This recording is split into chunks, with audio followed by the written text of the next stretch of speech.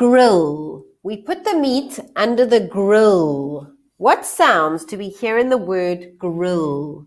Starts with a g and a r, that's a consonant blend, followed by an that is a short vowel sound. A for apple, F for egg, F for igloo, R for orange, and I for umbrella. This is the F for igloo. It's actually the ill sound in this word. So there's a l at the end, but there's actually two l's, ill.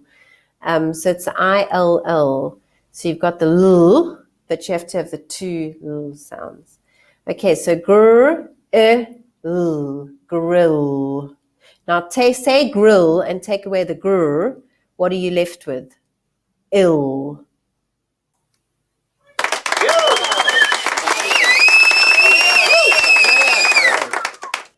Now, how do you spell grill at the spelling bee? G-R-I-L-L. G-R-I-L-L. Grill.